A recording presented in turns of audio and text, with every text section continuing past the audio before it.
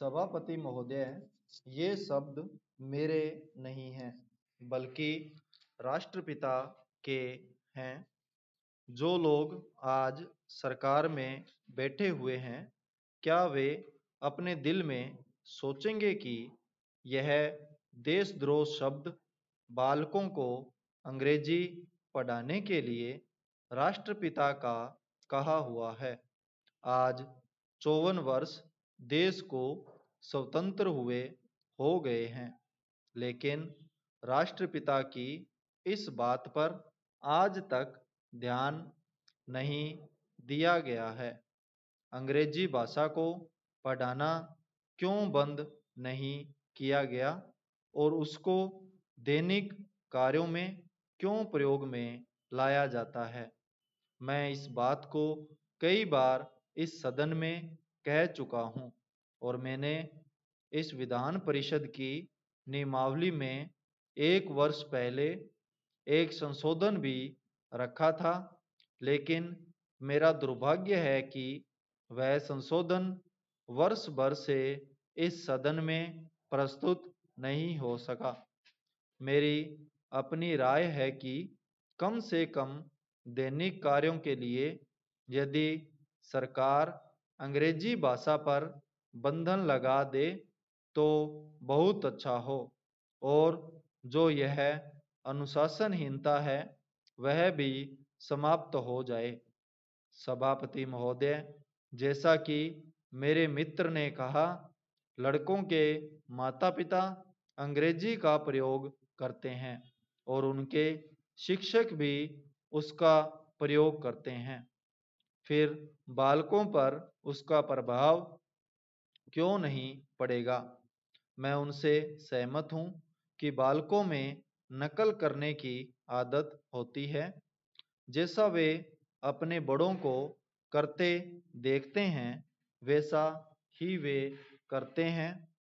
अगर हम कोई बुरा काम करेंगे तो उसका प्रभाव बालकों पर अवश्य पड़ेगा। आप देखेंगे कि जिस मनोवृत्ति के माता पिता और शिक्षक होते हैं, उसी प्रकार के बालक भी होते हैं। हम दूसरों को तो परामर्श दे देते हैं, लेकिन स्वयं उस पर अनुपालन नहीं करते। इसके साथ ही साथ हमको शिक्षा प्रणाली की ओर भी ध्यान देना है। शिक्षा के जिन तरीकों को आजकल अपनाया जा रहा है, वे वास्तव में लाभकारी नहीं हैं। सरकार की ओर से इस प्रकार का आदेश होना चाहिए कि 14 वर्ष तक बालकों को अपनी मातृभाषा में ही शिक्षा दी जाएगी और दैनिक कार्यों में भी अंग्रेजी का प्रयोग नहीं होगा। इस प्रस्ताव में अनेक महत्वपूर्ण बातों की ओर ध्यान दिलाया गया है।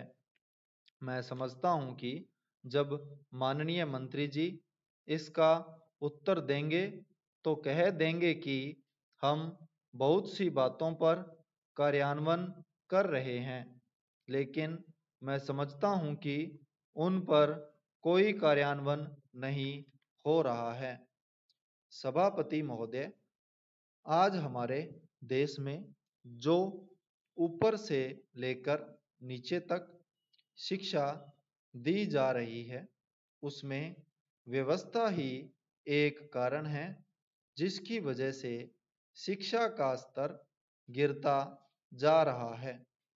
मेरा अपना विचार है कि जो शिक्षा प्रणाली है और जिस रूप में शिक्षा दी जा रही है, वही अनुशासनहीनता का भी कारण है।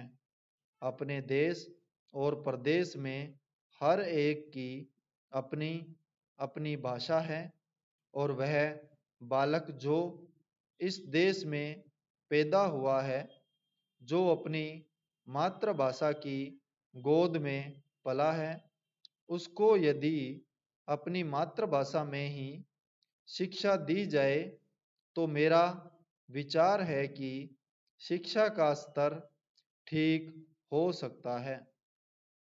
जो सबसे बड़ी भूल और कमी सरकार के द्वारा दी जाने वाली शिक्षा के संबंध में हो रही है, वह यह है कि बालक की मातृभाषा में शिक्षा न देकर उसको उस भाषा में शिक्षा देने की व्यवस्था की गई है जो हमारे देश या प्रदेश की भाषा कभी रही ही नहीं। मेरा अभिप्राय विदेशी भाषा अंग्रेजी से है। मैं यह मानकर चलता हूँ कि जब से यह भाषा इस देश में आई है, चाहे वह किसी कारण से आई हो, इसे आप भी और इस माननीय सदन के सदस्य भी जानते हैं कि उससे बुरे परिणाम ही निकले हैं। कोई भलाई नहीं हुई है। इस देश को जो हानि हुई है वह किसी से छिपी नहीं है।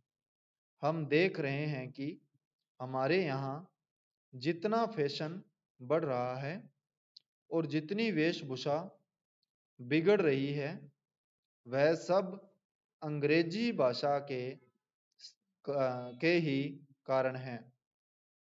जिस समय यहाँ पर अंग्रेजों का राज्य था, प्राय यह देखने को मिलता था कि वे लोग जो विशेष करके किसी न किसी तरह से सरकारी पक्ष के ही होते थे, अंग्रेजों से मिलने के लिए जाते समय अंग्रेजी वेशभूषा का ही प्रयोग करते थे।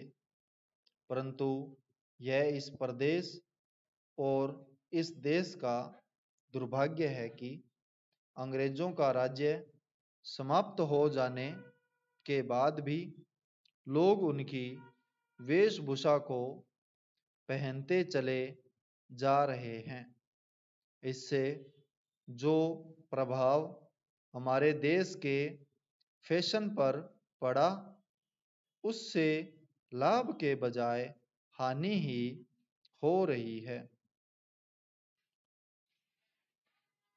मेरा ऐसा विचार है कि अंग्रेजी वेशभूषा से इस देश को बहुत हानि हुई है।